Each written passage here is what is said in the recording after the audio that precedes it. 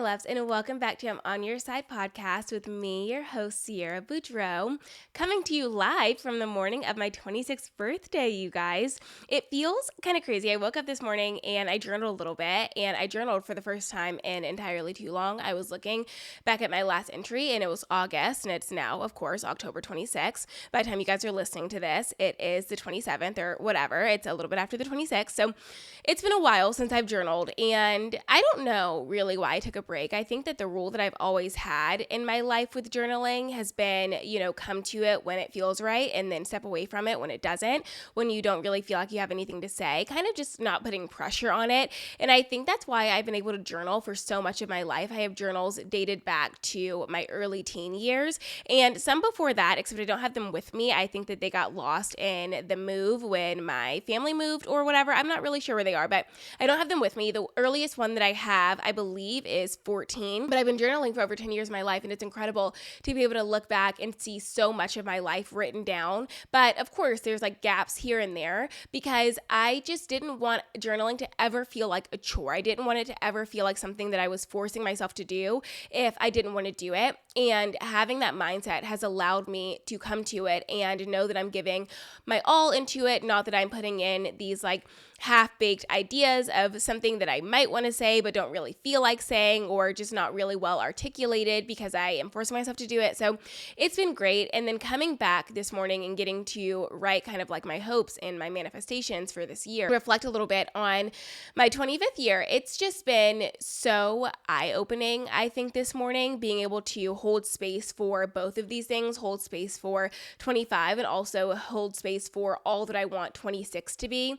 And it feels absolutely insane to be 26. I feel like 26 just, it feels different than the other years. And I'm not really sure why. I think that I've had this feeling kind of internally, and I've expressed it maybe to you guys, but definitely to people in my life, where I feel like it's going to be a really, really big year. I've felt like I was just on the cusp of something for the past couple of months, like something big is brewing and coming. And it's been really exciting, but I think also a little bit nerve-wracking, right? Because you get used to life being a certain way and feeling a certain way. And when you start to get this feeling like something is changing and you're not exactly sure what, but you hope so much that it's going to be good, I think it gives you a little bit of like nervous energy partnered with just eagerness. And so that's where I've been living. And now waking up, being 26 and realizing that I am living right in the midst of so many manifestations that I had for year 25. I'm right in the midst of everything that I hoped this year would really be, and knowing that there's so much power in claiming something, and there's so much power in believing something for your life and speaking something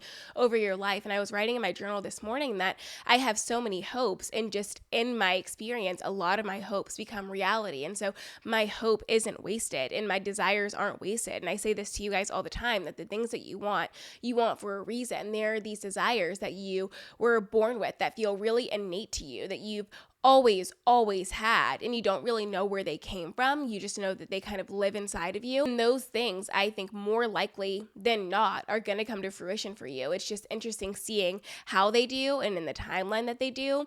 And I have gotten a lot better at detaching myself from the belief that everything good has to happen to me right now. I have the rest of my life for good things to happen to me. And I have the rest of my life to decide what I even want to happen. The things that I thought that I wanted at 16 are so different than the things that I actually want right now at 26. And I'm sure are going to be so vastly different than the things that I want at 36, right? That's kind of like the beauty of life and the beauty of growing up and the progression of things. And so I just feel really thankful. I'm sitting in a lot of gratitude this morning. I feel so hopeful about this year. I feel so excited to see what it brings. And I also am so much more comfortable with the fact that like there are ebbs and flows in every year of my life, really in every day, right? But like in every year of my life, it is not just this straightforward progression of, goodness coming towards me at all times. I mean, no, I don't think I phrased that right. There is goodness coming towards me at all times, but that said, there is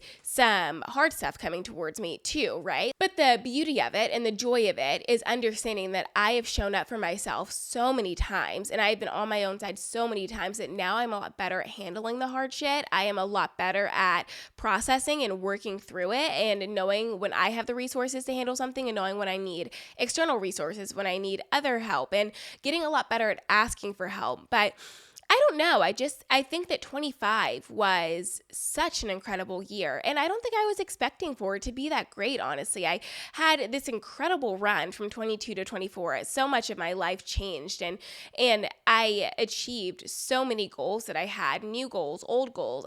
My life really bloomed between 22 and 24. And I think that I was looking at 25 like, okay, maybe this is just like a standstill year. Maybe this is a year where I just get to enjoy things, but nothing really new, nothing super exciting happens. I think that 25 just feels like I'm going to sit with what I have. And then lo and behold, 25 was a huge year of transformation. 25 was a really, really big year of coming into myself and getting to know myself and growing into the life that I have now, which has been so incredible to be a part of, so incredible to live in. And it's when you're in it, it feels like you can really pay attention to things as they come. But then upon reflection, I'm like, whoa, how did all of that happen in the year? And then you also kind of forget like what exactly happened. And that's why I'm so thankful for journaling, right? Because without journaling and without being able to really look back and reflect on things as they happened, I think that your brain just kind of smooth things over, right? And you don't really remember exactly how excited you felt or how heartbroken you felt or how much joy was there or how much you wanted something to change, because you just kind of blend all of your memories together. And then of course there's a science behind every time you recall a memory, something is slightly different. You don't ever remember it exactly as it happened, especially as months and years go by. And so I'm really thankful that I have a lot of 25 written down, and then also so thankful for my career, right? Because if I want to look back and say, what was I like when I was 25? What was I like when I was 24? And, so on. I can literally just listen to podcast episodes. I can scroll on Instagram, on TikTok. I can watch old YouTube videos. Like if I want to see exactly who I was and the things that I was interested in, the things that I was talking about, the kind of content that I was creating, I have a database of it that I can just go back and scroll through, which is really incredible. I'm really thankful for that aspect of the career. But all of that to say, 26 today, really, really big year, really exciting times. I'm so hopeful. I keep saying that, but I'm really so hopeful for this year. And I'm really excited for this episode. But before we even get into the episode, last week I was in, oh my gosh, my phone is blowing up. I feel so popular, you guys. Happy birthday to me. But last week I was in San Diego on a brand trip. I'll be able to tell you more about that, and you'll see all the content from it in February, which I know is so annoying because it's the end of October and February feels so far away. But February, literally, we're going to blink and it's going to be February and you're going to see all the content and be like, oh, that's what she was talking about. So I was in San Diego last week or earlier this week, really, but it was a really fun trip. I had never been to San Diego before, and it was beautiful. The sunsets and the sunrises there literally blew my mind. So incredible to watch. I met some really fun people. I had a great time with the brand. We stayed on Torrey Pines. If you're familiar with golf at all, apparently Torrey Pines is this highly acclaimed and sought after golf course, and the hotel was really nice too. So really thankful that I got to stay there. I didn't know anything about it until I got there, and some of the other people there were saying how excited they were to be there and how much like their friends or partners or whatever had talked about Torrey Pines and loved it and all that. And I was like, oh, maybe let me do some research on this. And I found out it was like a really, really great place to be. And so thankful that I got to experience that. And then on Monday of next week, I'm going back to California, but I'm going to Santa Barbara this time for another trip. And I'm so excited for this one, you guys. It's like a little staycation, except not really for me because I don't live in California. I'm flying in, but it's just going to be the best time. I don't know who's going, so that's all going to be a surprise to me, but I got the itinerary and it looks like the best time. Really a lot of mindfulness activities, some yoga. I think we're doing a color analysis, which I'm super excited about. I've seen that all over social media, but just have never thought to get it done for myself. And then we're doing facials. So I am really, really excited to be there and get to hang out with everyone, get to hang out with the brand and, put a face to the name, because I communicate so much and like my team and I communicate so much with people through email, but through email, most people don't have their pictures in their email, right? Like unless you look them up on LinkedIn or Instagram or whatever, you don't know what these people look like and you don't really get to put a face to the name. But I'm excited to put faces to names and just express my gratitude in person and get to experience that. I feel like I'd been manifesting brand trips and that aspect of the career for so long and really, really hoping for it. And it's just so crazy to see that I've had 2 back-to-back right at the end of 25 and then going into 26, which does really reassure me that this is going to be such an incredible year, not only personally, but for my career, relationally. I mean, all around. I think this is maybe going to be one of the best years of my life. I was writing in my journal about the concept of best year of my life, right? And I wrote like, the best thing about the best year of your life is that there's always another one right around the corner. Because when I was 22, I thought 22 was the absolute best year of my life. And it's not that I didn't think I could ever, quote, top it, but I don't know. I think that I thought maybe that was just going to be the pinnacle and everything else was going to be great maybe, but that was going to be the best ever, which is really, I think, highlighting the naivety that comes with being 22 years old, right? You think at 22, you know everything in the entire world. And we were talking about this earlier in the season, how like there's years that you think you know everything and years that you realize you don't know anything at all. And at 22, I fully believed that I knew everything and I believed it was the best year of my life and nothing was going to be better. And to my surprise, I've actually had either equally as good or better years since then. And I think 26 is going to be one of those years that's going to, I don't want to say top it. I know I said top it earlier, but I don't think top it is really what I'm going for. We've talked about before on the show that like, there is room for things to be equally as good when you don't really have to rank them. Like you don't have to rank the goodness in your life to make sense of it. Things can just be good without placing and, putting a number on it or a ranking on it. And so that's what I'm trying to get better at, just enjoying things as they come without trying to, in my brain, say, okay, well, this was better than that and this is worse than that. Because really, I don't think goodness exists to be compared in the same way that pain doesn't exist to be compared. All of that to say, let's go ahead and get into the episode. This week, I wanted to talk to you guys about 25 things I learned in my 25 years. And I wanted to share that because I think that a lot of my growth and development happened in my 20s. Obviously, I grew up a lot in my, childhood and teen years and all that stuff. But in my 20s, I think that I really, really been coming into myself and experiencing so much life and really have found a lot of joy in taking my lived experiences in my life and sharing them with you guys. I mean, that's like literally the core of what we do here. It's me sharing my experiences with y'all and you guys being able to take what applies and kind of leave what doesn't and reframe things in your brain or help us all work through these big emotions or these big experiences that we really don't know how to make sense of by ourselves. I think that is the beauty of community, that sometimes things come to you and you don't know what to do with it on your own and you want somebody else to process it with you. You want someone else to talk through it with you. And I know that brings me a lot of peace and it brings you guys a lot of peace too. And so as I've been reflecting over the past week or so, I've been writing down these 25 things that I wanted to share with you guys. And some things I'm just going to say and we're going to move on. And some things I'm going to dive into a little bit more. But really, I just want to get these out there to you guys so that we can kind of sit with them and reflect on them and carry some of these themes throughout the rest of the season. And some things just being kind of reflective and some things being things that I want to apply going forward. So all that to say, 25 for 25, let's get into it. The first up we have choosing yourself is not a one-time deal. Once you start, you fall in love with the pride and the achievement that comes along with it. And I experienced that for the first time when I was 22, the act of radically choosing myself. I think there's a difference between choosing something that is good for you and also really good for other people, which is a really selfless road to take, right? But then there's a time in your life sometimes where you have to choose yourself above other people because you need to protect and preserve and honor yourself. And the first time you do that and you experience the freedom and the pride that comes with it, I think you want to do it all of the time. And that's not to say you disregard other people and what they want and, their care. It's not about that at all. It is simply about knowing that at the end of the day, you have yourself. At the end of the day, you have to look out for yourself because sometimes other people aren't going to do it for you because they're busy looking out for themselves and doing the best that they can for themselves, right? And so it's such a special feeling that comes along with realizing that you can and then actively doing it. And once you start, you want to do it in big ways, you want to do it in small ways. It can be as simple as canceling a plan because you're really just like not feeling up for it. You're feeling exhausted, you're feeling depleted.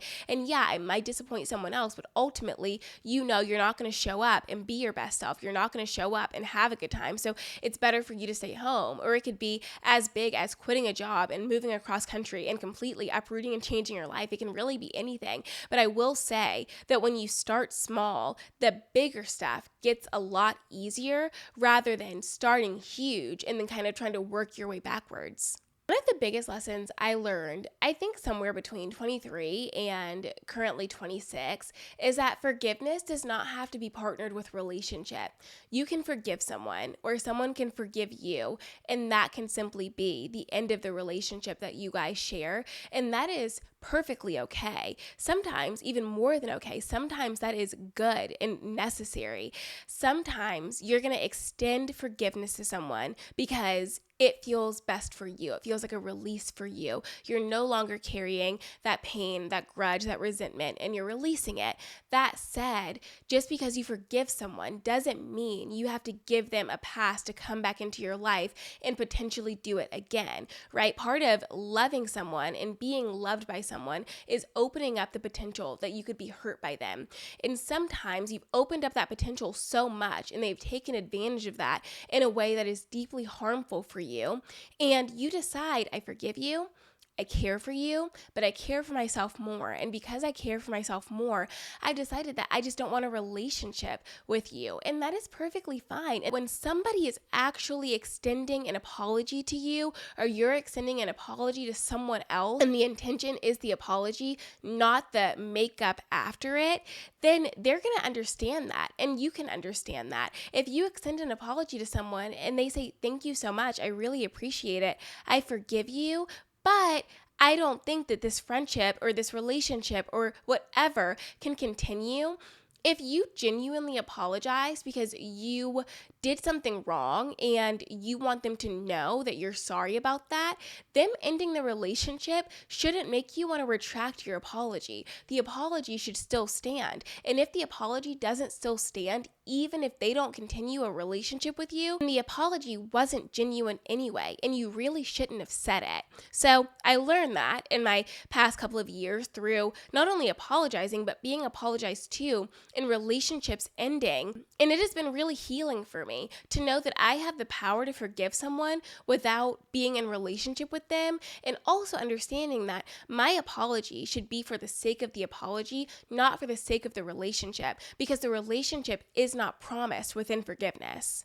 Which kind of takes me into the next point, which is that relationships, familial, platonic, romantic, whatever kind of relationship you're in, are hard sometimes, but they should not be the hardest thing you do every single day. I know there's a lot of discourse online about how relationships take work and marriage takes work and, partnership takes work, and it does. I fully agree. Marriage isn't something I have an experience with, but other things I do have an experience with, and I agree. Relationships do take work, but if every single day maintaining and building your relationship is the hardest thing you are doing that day, then maybe it's time to evaluate that relationship and say, okay, I don't know that this is the healthiest, the best, the most sustainable. Relationships should be a point of connection and love and joy for you. And there are going to be tough times within those relationships. There might be tough days, tough weeks, whatever it may be. But if the entire relationship is soaked in this pain and this hardship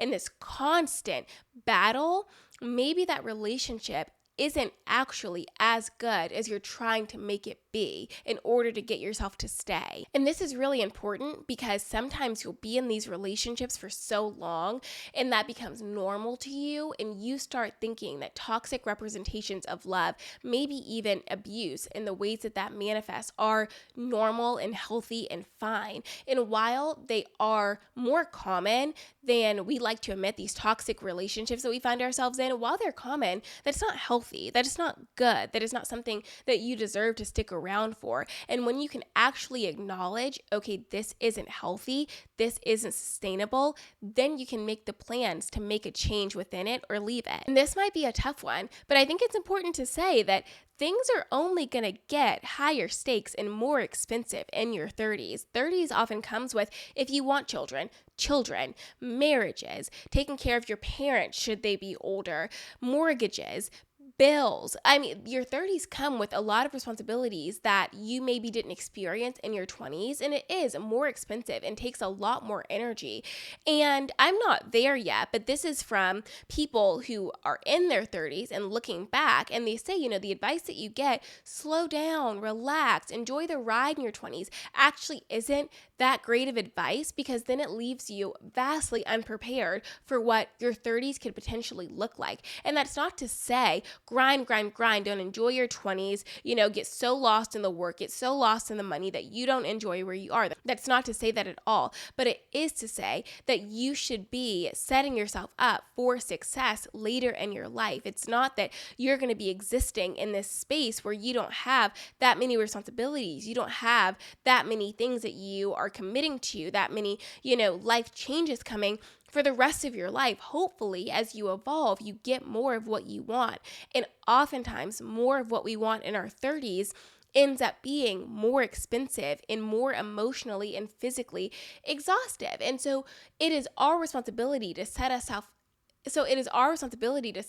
up for that in the best way that we possibly can, which sometimes means making sacrifices to save, to build, to invest, to do those things. And this kind of plays into relationships like we were talking about earlier. But if you leave people or environments and you get this uncomfortable feeling, maybe even this sad feeling, or you feel more lonely when you leave than you did going into it, or God forbid, you feel lonely when you're there, it's time to evaluate that relationship and say, okay, maybe the relationship doesn't need to end, but a change should definitely be made in it. Maybe there's a conversation to be had, or maybe there is just kind of like a different environment that you need to be putting yourself in so that that experience doesn't come up for you again. There's something that needs to happen, but ignoring and suppressing that feeling for the sake of playing along or not causing any kind of disruption between you and somebody else is not actually helpful. I think one of the key things about building and maintaining relationships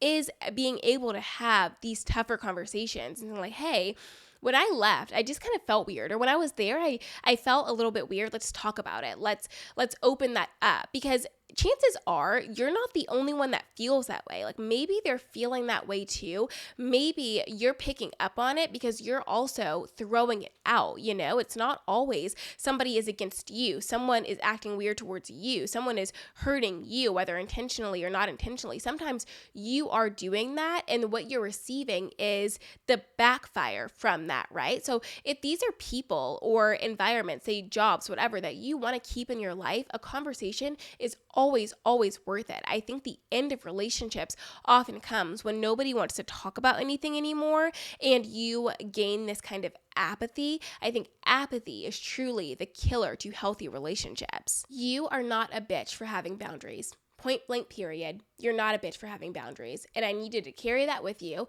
And I need you to remember that in every single instance that you need to extend a boundary or you need to reinforce one. It doesn't make you a bitch. It doesn't make you bad. And if somebody tries to use that against you, that is simply someone you do not need to have in your life. And that's a boundary. And that doesn't make you a bitch either. And that said, being a bitch is not the worst thing you can be. Sometimes you need to be a bitch to protect yourself and preserve yourself in a way that being overly kind and overly gracious will not. You want it so badly because you can have it. And I need you to remember that the universe does not rejoice in making you jealous for fun.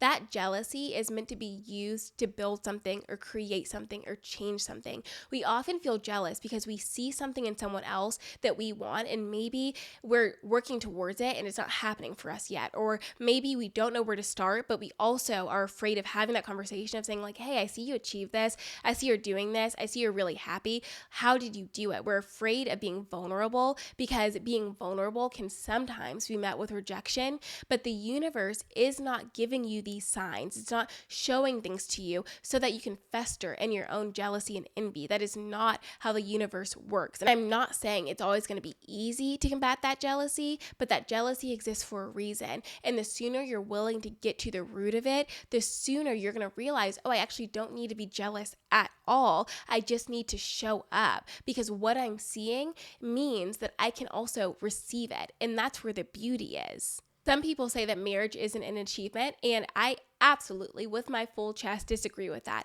Marriage absolutely is an achievement because what marriage says is that I am willing to show up for this person as I would show up for myself. I am willing to love this person as I would myself, and I am willing to choose this person even when the choice is not easy. That is an achievement because some of us don't grow up in households where that was modeled to us. Some of us, that's not natural to us or easy to us, and that takes work, and that takes showing up and effort and change and challenge. And when you get there, when you do find someone that you want to marry and you have chosen them, that is an achievement. That said, marriage can be a goal, but marriage is not the only goal. There are so many other worthy goals to have. And just because you desire marriage, but you haven't attained that yet, doesn't mean everything else that you've done and achieved and grown into isn't as worthy. It absolutely is. This has been big for me this year, really, really big for me this year.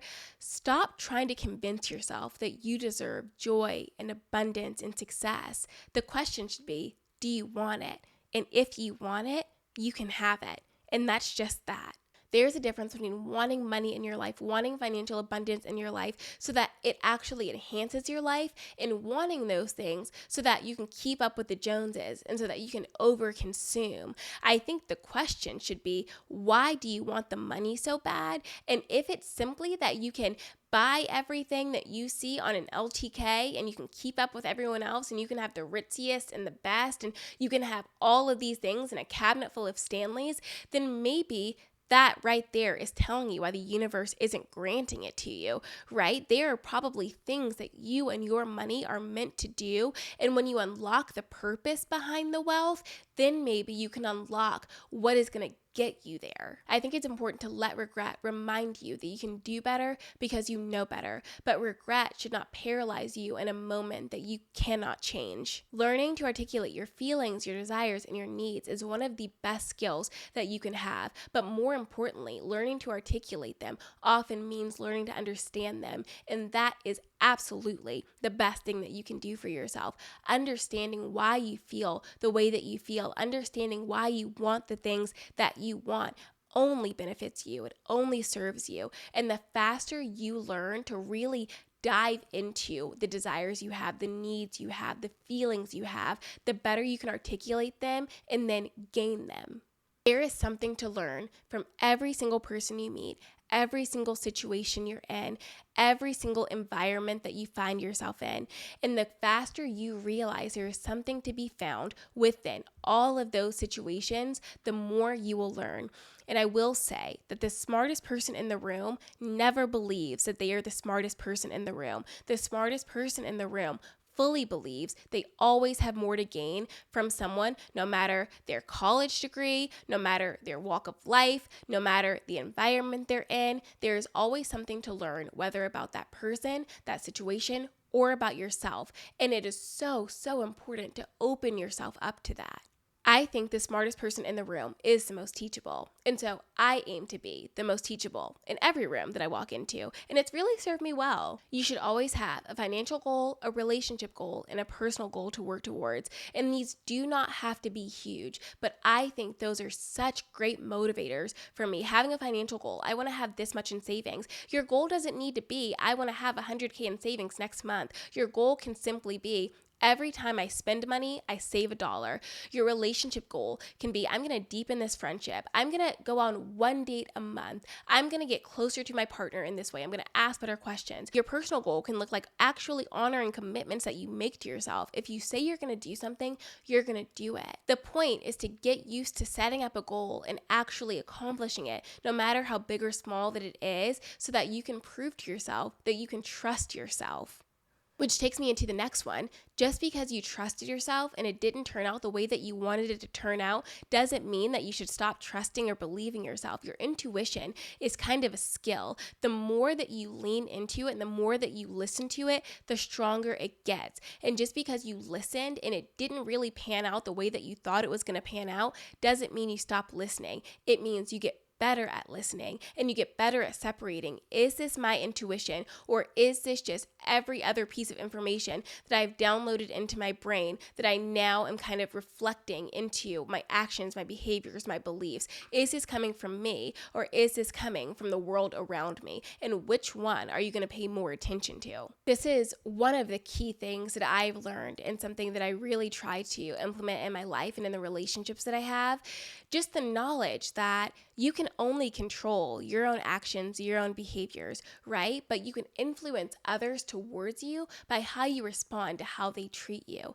If you like something, express gratitude for it. If you don't like something, say it. If you want something, ask for it. Because if you're willing to do that, if you're willing to open up these conversations and be honest about your own needs, your own desires, the things that you want and expect from someone, the boundaries that you have, the higher the odds that you're actually going to get those things. But just internalizing it all the time and just saying, well, I wouldn't do that, so I can't believe they would do that, or I would do that, why aren't they doing that for me? Well, you're not asking, babe, and they aren't you. And the best way to get them to acknowledge the things that you're asking for is to actually ask for them. And it doesn't matter if they say no. It is not about that. It's about how you respond to that no. Are you willing to stick around for someone who doesn't want to give you the things that you're asking for, or are you willing to leave? Ultimately, it always comes back to you. You're not out of time just because somebody else is ahead of you, right? Because if you actually got a peek into their life, their real life, you might find that you don't really want it that bad. You're comparing your reality to their highlight reel, and their grass might look greener on the surface, but it could be absolutely dying at the root. It is so important to invest in what you want to attract more of. And that might take time, it might take energy, it might take money, but it's going to pay you back in more ways than you even imagined. Just because they say it doesn't make it true. And just because you think it doesn't mean you have to believe it. It is so necessary to take the time to learn how your body reacts and responds to things, not only health-wise, but just so you get to know yourself. So you know, if I do this, I'm going to feel that way. If I eat that, I'm going to feel that way. If I go here, I'm going to respond that way. I recently got off of birth control, and I feel like I'm learning my body all over again. I'm learning how it responds in certain situations. I'm learning how it feels when I eat certain things, when I move certain ways, when I go certain places. I'm just learning so much. And yeah, it's because of the birth control, but also just because I am actually committed to taking notice of myself. For so long in my life, I think that I just kind of allowed things to happen to me, and I didn't really ever try to pinpoint where it was coming from. My body would respond in certain ways or react in certain ways, whether emotionally, physically, whatever. And I never thought critically about why that was. And when I started to actually pay attention, I could cut things out of my life that didn't feel good, and I could introduce things into my life that does feel good. And that is so worth the energy and the effort that it takes to start paying more attention to yourself. The future exists in your head, but the steps you take to get to that future are your reality. And I will leave you with this 25 for 25. You will never, ever have to beg for what is yours. Okay? Let it come to you. Let it rest with you. Let it live in you. You have to decide what lives in you and what doesn't. Love lives here. Grace lives here. Abundance lives here. Shame does not live here. Pain does not live here. Resentment does not live here. Those things might come, but they just pass through. They don't get to root in you and create a home in you. What is meant for you will always find you, if only you are just there and present to notice it. So those are the 25 things that I've learned in 25 years. And some of those lessons were really, really hard lessons for me to learn. And some of those came really easily, right? And flowed easily. I accepted them the first go around. It's like when you experience something and you don't learn everything you need to learn from it. So the universe keeps throwing it at you and throwing it at you until you finally get it. Those are kind of hard lessons, but some you experience the first time and you're like, oh, no, I got it. No need for that again. And that can be a great experience. It can be a hard experience, whatever it may be. But I do hope you notice, and I do hope you pay attention, and I do hope you soak it in, whatever the universe is trying to tell you, and you apply it to your life in whatever way feels good. But that is what I have for you guys this week. It has been an incredible year. 25 has been truly, truly beautiful. And so, I'm just like, I have so much gratitude for it. And I'm so excited about 26. I'm so hopeful for 26. I have no idea what this year is going to look like, but I do fully believe it is going to be good. But thank you for being here with me. Thank you for listening to this episode. And thank you for spending my 26th birthday with me. I love you so much, and I am on your side. Mwah.